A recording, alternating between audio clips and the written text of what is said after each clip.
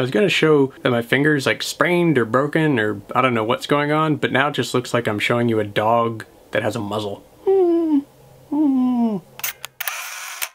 Welcome to another episode of the Motley Stew Show, where we take one of the stories out of the political news cycle, pick it apart, and try to get the facts out there. Reason being, the more informed we are, the more engaged we can be in the process. So this week, I want to talk about Governor Paul LePage of Maine and his recent decision to veto Bill LD 1547, which the main reason of that was to take one of the most popular drugs out there for heroin overdoses and make that over the counter and not necessarily by prescription. So let's break down why he did that, what the opioid crisis is in Maine and that area, and what the local repercussions of this decision is. Now this is actually a close to the bone topic for me because of the fact that we're talking about a particular type of drug that most people get addicted to through painkillers, which I am currently on. And if you look at the opioid chart, going from the weakest to the most powerful level, the medication that I'm taking right now, Percocet, is actually a combination of oxycodone and acetaminophen, which most people know as Tylenol. And at the level I'm taking it, it's pretty high up that chart, which is concerning to me because there are plenty of stories of people being put onto painkillers for various injuries, sports-related, work-related, car accidents, whatever it might be, and then by the time their injury has actually healed, they're hooked to the painkiller, which is something obviously that I want to avoid. So we all need to be vigilant about the slope that stands before us every single day when it comes to medication. And I'm not saying medications shouldn't be used. I'm a big proponent for them, but we have to make sure that we're using them correctly, we're not abusing them, because sometimes when you're taking medication to stop you from getting chronic pain, which is why a lot of people take painkillers, if you're too afraid to take the painkillers and you don't do it, that chronic pain may put you in a place or a state of mind that is even more dangerous. So I guess it's just a matter of being responsible. Enough about me, let's get back to the story. Now, if you've never heard the word opioid, it's a class of drugs that includes heroin and fentanyl, which is a painkiller that's 100 times stronger than morphine. Now, the New York Times reported that opioid addiction is actually the strongest driver of overdoses right now. And one of the reasons for that is that people dealing heroin are actually lacing their heroin with fentanyl, and the person using it has no idea, and they overdose. And that's becoming more prevalent, especially in the Northeast. Now, why the Northeast in areas like Maine? Turns out it's because of profit. For whatever reason it is, it's more profitable to sell the drugs up there. Maybe they can get higher prices from the people, maybe it has to do with transportation, who knows? But it definitely puts Maine and the Northeast in the crosshairs of the heroin crisis. The New York Times also reported that the number of deaths in 2014 reached a new peak, 47,055 people. That's equivalent to 125 Americans a day dying from this. And back to Maine, in 2015, there was 272 drug overdoses, which was a 31% increase over the previous year. Robert Anderson, the head of the CDC's Mortality Statistics Department, haha, got it right, said in an interview that the number of deaths happening from these opioids is actually reaching the same level of people that were dying from HIV during the epidemic of the late 80s and early 90s. And it's crazy to think that we are not talking about this as much. Now, speaking back about that specific bill, LD 1547, the drug that they were trying to make over the counter is called Naloxone, and it's been carried by EMTs and police for many years, and even friends and family of people who could be in danger have gotten prescriptions for this. But the bill, again, was trying to make it so that people could actually get this over the counter.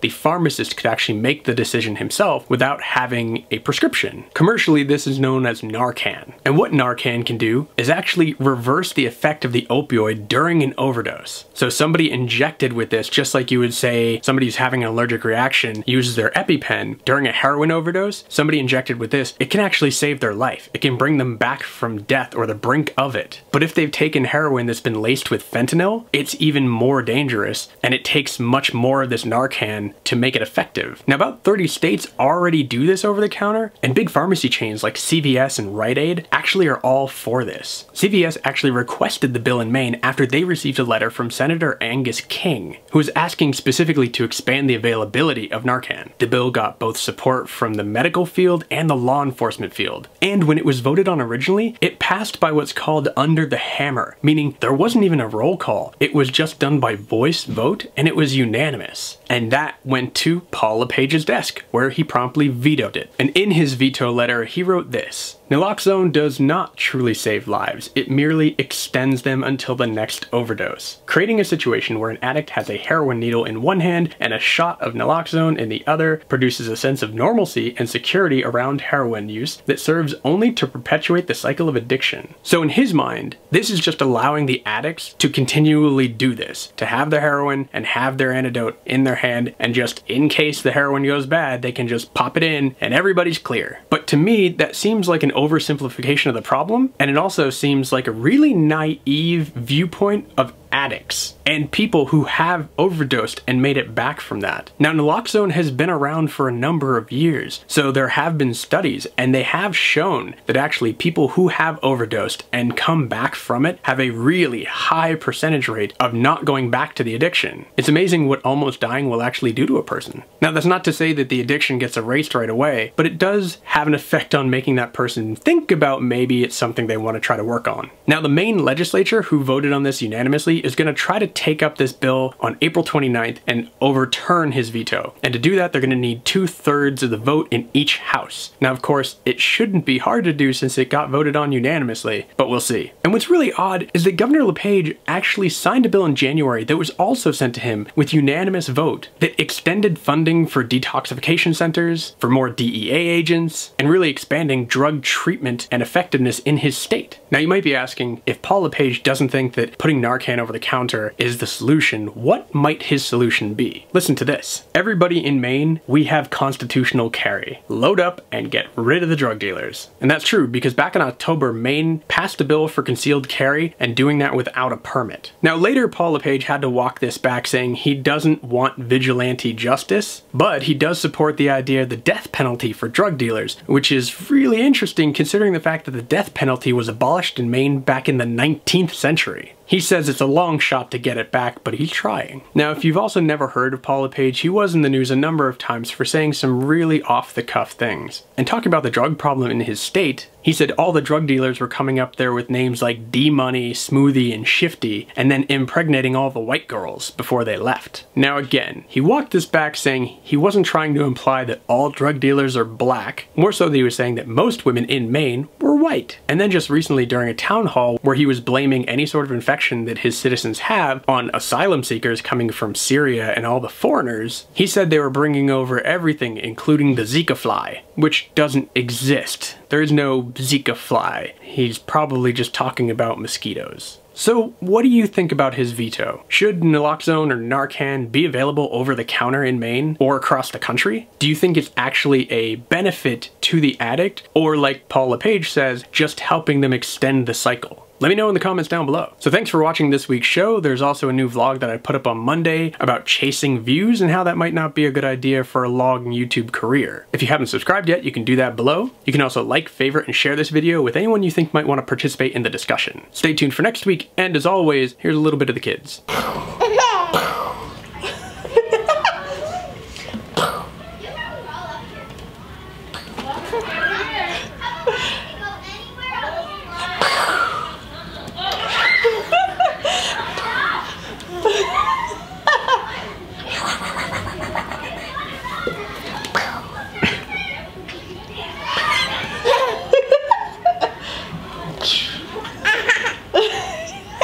Where I try to take one of the stories out of the new... Reason being, the more informed we are, the more...